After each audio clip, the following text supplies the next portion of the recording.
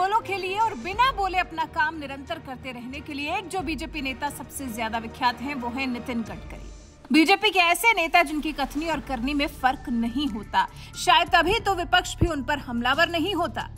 अभी जब केंद्र सरकार की तरफ से बड़ा फैसला लेते हुए शिवराज सिंह चौहान और नितिन गडकरी को संसदीय बोर्ड के सदस्यों में से हटा दिया गया, उस वक्त तो जैसे विपक्ष का खूब प्यार उमड़ा था गडकरी पर।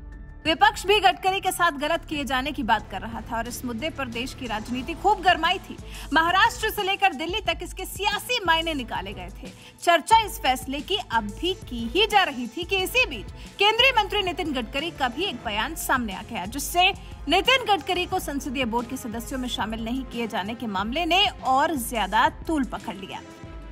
गडकरी का यह बयान मोदी सरकार को एक बहुत बड़ा झटका माना जा रहा है, क्योंकि गडकरी ने बिना लाग लपेट के सीधा सरकार को निशाने पर ले लिया।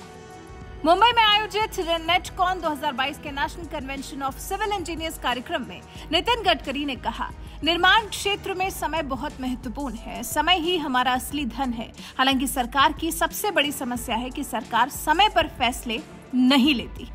फिर गडकरी ने यह भी कहा कि भारत में निर्माण क्षेत्र का भविष्य उज्जवल है, लेकिन उसके लिए हमें विश्व की नई तकनीक को अपनाना होगा। हमें निर्माण में प्रयुक्त सामग्री के ऑप्शन भी खोजने होंगे ताकि गुणवत्ता से समझौता किए बिना परियोजना की लागत को कम किया जा सके।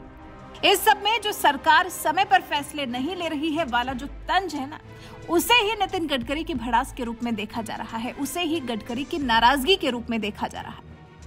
अब जब गडकरी की नाराजगी सामने आई तो फिर लोग इस पर अपनी प्रतिक्रियाएं भी देने लगे। राहुल द्विवेदी नाम के यूजर ने लिखा, मैं सागर से भी गहरा हूं, तुम कितने कंकड़ फेंकोगे, चुन चुन कर आगे बढ़ूंगा, तुम मुझको कब तक रोकोगे, तुम मुझको कब तक रोकोगे। आने वाला समय आपका होगा भाई साहब, सादर प्रणाम। सबसे ज्यादा काम करने वाले मंत्री आप ही हैं, जनता सब जानती है। अकरम अजीज ने लिखा, सर आप हमारे देश की जीती जागती मिसाल हो, किसी की औकात नहीं जो आपसे टक्कर ले सके। सर आपने जो काम किया है, नेशनल हाईवे बहुत बेहतर हुआ है, हमारे भारत को एक नया भारत बनाया है आपने और आपके डिपार्टमेंट ने। प्रभास नाम के यूजर ने लिखा, आदरणीय नितिन गडकरी जी को बीजेपी संसदीय बोर्ड से हटाने का अर्थ बताता है। जो व्यक्ति संविधान और देश के लिए सेवा करता है उसका बीजेपी यही हाल करती है। आदरणीय आडवाणी जी इसका उदाहरण है। नितिन गडकरी जी प्रधानमंत्री का उम्मीदवार पद स्वीकार करें और 2024 का नेतृत्व करें। उमा शंकर झा नाम के यूजर ने लिखा, सर आप ग्रेट हैं, हम आपके बहुत बड़े फैन हैं। सर आप अगले प्रधानमंत्री हो सकते हैं। 10 साल मोदी जी के लिए वोट किया, इस साल आपके लिए करेंगे। रवि नाम के यूजर ने लिखा, बीजेपी में बस यही बंदा ठीक है। तो कुछ इस तरह से सोशल मीडिया पर लोग नितिन गडकरी का सपोर्ट कर रहे हैं। मतलब साफ है कि जिस तरह से केंद्रीय संसदीय बोर्ड के सदस्यों से गडकरी को बाहर किया गया, वो देश की आम जनता को भी रास नहीं आया है। इससे पहले गडकरी ने रविवार को बीजेपी की सत्ता में आने का श्रेय अटल बिहारी वाजपेयी, लालकृष्ण आडवाणी और दीनदयाल उपाध्याय के किए कार्यों को दिया। गडकरी ने कहा, मुंबई में एक कार्यक्रम में अटल जी ने कहा था, एक दिन अंधेरा छटेगा, सूरज निकलेगा, कमल खिलेगा। मैं वहां था। उस भाषण को सुनने वाले सभी को विश्वास था कि एक दिन ऐसा आएगा। अटल जी, आडवाणी जी, दीनदयाल उपाध्याय और कई कार्यकर्ताओं ने ऐसा काम किया कि आज हम देश और कई राज्यों में मोदी जी के नेतृत्व में सत्ता में हैं। गडकरी के इस बयान को भी उन्हें संसदीय बोर्ड के सदस्यों में शामिल नहीं किए जाने की नाराजगी के तौर पर ही देखा गया।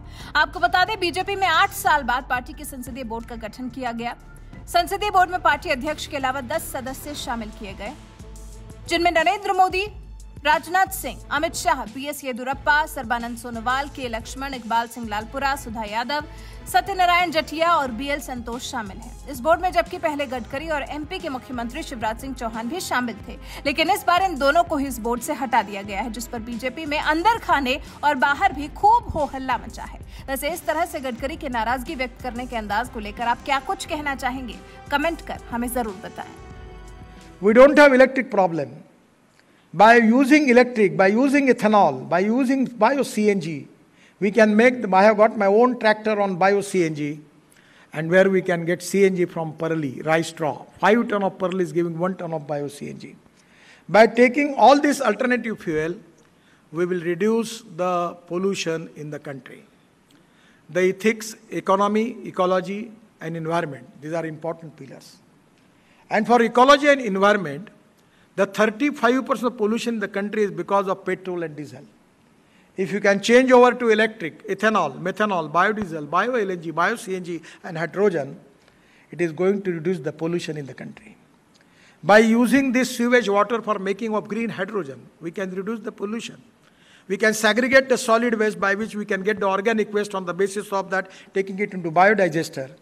We will get the methane, and from methane, we can easily get the bio-CNG.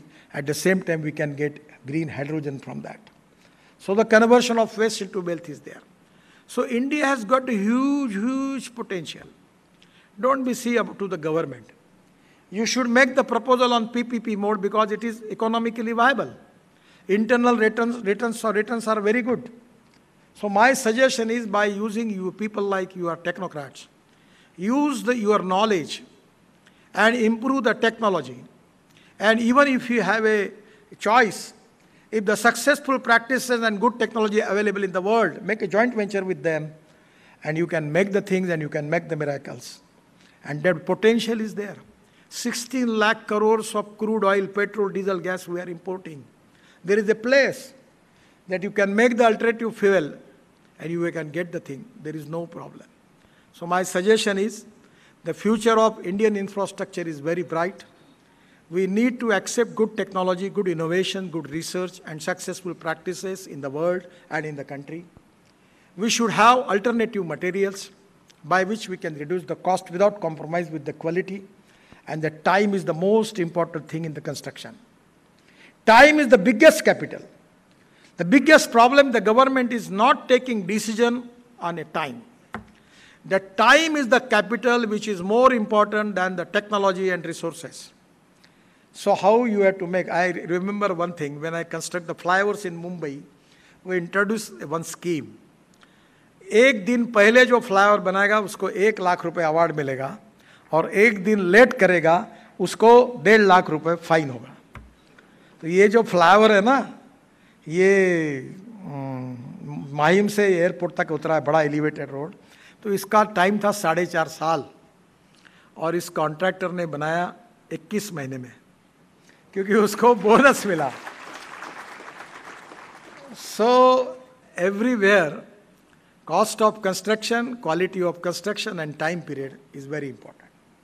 So there is a huge potential for Indian infrastructure. Lot of people, even Pradhan Mantri Gram Sadak Yojana is there. When I was minister in Mumbai, Atal Bihari Vajpayee was giving me the opportunity, and there was a committee under my chairmanship, and I got that opportunity to develop Pradhan Mantri Gram Sadak Yojana.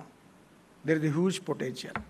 In the shipping and ports, my budget was 900 crore, and I had taken a project of Sagarmala of 16 lakh crores.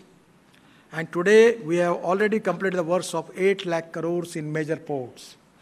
We have completed the waterways from Varanasi to Haldia, 1,350 kilometers. We have successfully completed the waterways in Brahmaputra, then Barag, and after the request of Prime Minister of Bangladesh, I taken dredging up to Mungli port of Bangladesh, 250 kilometers in Bangladesh, and completed that. So there is a sea transport is available. I have just started at my time from Ro-Ro and Ro-Pax, all over Brahmaputra and Ganga. In Mumbai now, if you have to go to Alibag, you can go within 17 minutes. Just 3 days before, I was in Mumbai with the Chief Minister for inauguration of electric bus, double-decker bus. I was telling them I prepare a project report, already is ready, that connecting New Mumbai airport from any part of the Mumbai within 13 minutes and 13 to 17 minutes with water taxi, it can be possible.